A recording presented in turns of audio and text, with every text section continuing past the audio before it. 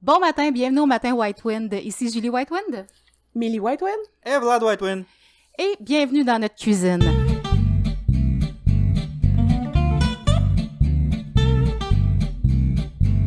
On aimerait vous présenter notre famille, qui nous sommes, parce que régulièrement, quand on se promène, on attire les regards. Beaucoup de gens nous posent des questions et des questions qui viennent de manière très récurrente. Donc, premièrement, qui nous sommes? Nous sommes 3 adultes ici autour de la table. Nous sommes une famille polyamoureuse. Donc, nous sommes tous les 3 en relation ensemble, polyfermés. Qu'est-ce que ça veut dire polyfermé? Ça veut dire qu'il n'y a personne d'autre que nous 3 qui faisons partie de la relation. Nous avons une grande famille. Si tu peux en parler davantage. Oui. Donc, où nous sommes 3 adultes et aussi il y a dans la maison 6 enfants de 15 à 7 ans. Et dont 2 ont des besoins particuliers. On y reviendra un peu plus tard. Concernant notre famille aussi, vous aurez remarqué ici Vladimir. Tout à fait. Pour moi, la langue française, c'est ma 3e langue, fait que je suis désolé davantage. Je vais faire mon mieux pour me prononcer, pour respecter la langue de Molière. Molière! Oui, il s'est très bien adapté au français québécois, soyez sans crainte. Vladimir, donc, qui est d'origine russe, et préfère préciser qu'il est... Moi, je suis sibérien. Ouais. Donc, de la Sibérie, quand on tourne le globe complètement de l'autre côté, la Sibérie, c'est quasiment à 180... Ouais, ça rejoint le Québec. À peu près à la même hauteur au niveau des parallèles. L'autre bout du monde. Une des questions qu'on se fait poser régulièrement, d'ailleurs que Vladimir se fait poser régulièrement à propos du fait qu'il est sibérien, c'est est-ce qu'il fait plus fret ici que chez vous? Ben, définitivement, chez nous, je veux dire, ça fait 17 ans que je suis ici, là, fait que chez nous, c'est chez vous. Et maintenant, citoyen canadien, n'est-ce pas, depuis l'année dernière? Définitivement, en Sibérie, il fait beaucoup plus frais, mais le froid est sec. Si on peut faire la comparaison, c'est un peu comme à Chibougamau, Mistassini, dans ce coin-là de Québec. Dans le nord du Québec. Non? Exactement. Donc, c'est ce qui ressemble un peu plus à ce que tu vivais là-bas, finalement. Tout à fait. Mm-hmm. Aussi, il va falloir préciser que tous les 3, nous sommes les professionnels qui a décidé d'abandonner notre métier après le COVID, surtout, et devenir carrément dans l'autre domaine, de se retrouver dans le domaine de transport. Fait que présentement, nous sommes les truckers. Ça fait... Mais oui, on est les truckers.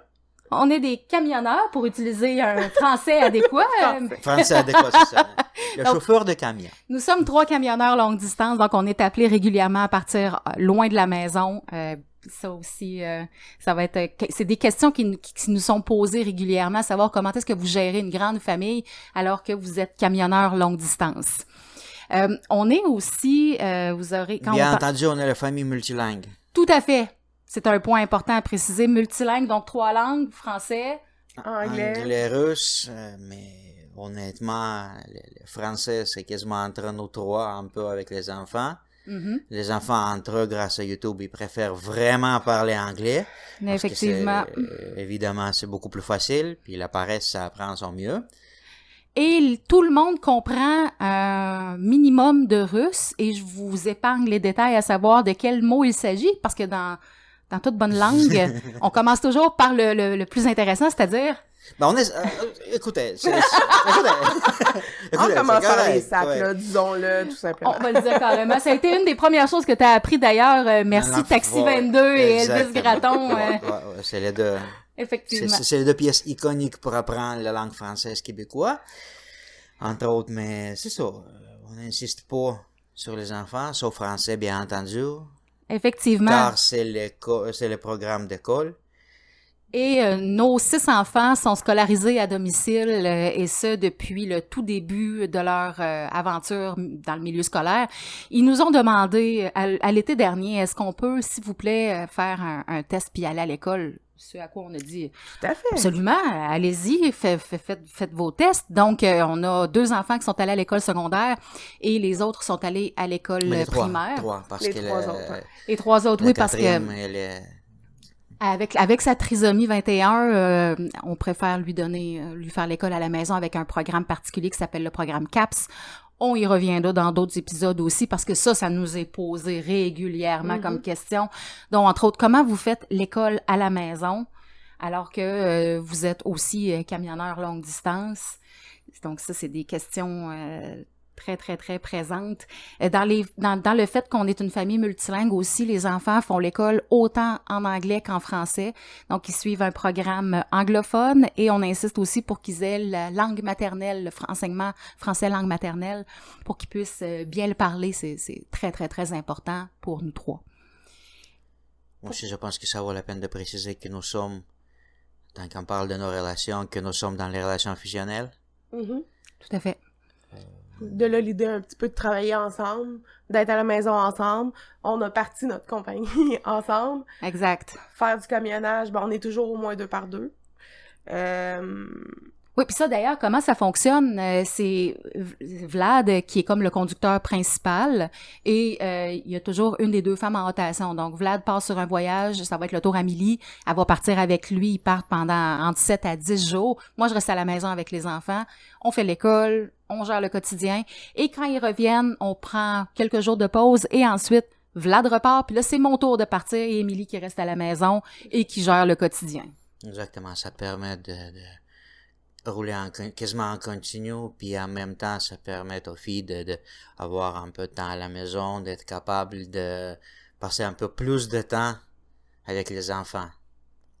Ça nous permet de cuisiner, partir des batchs de sourdough, n'est-ce pas? Oui.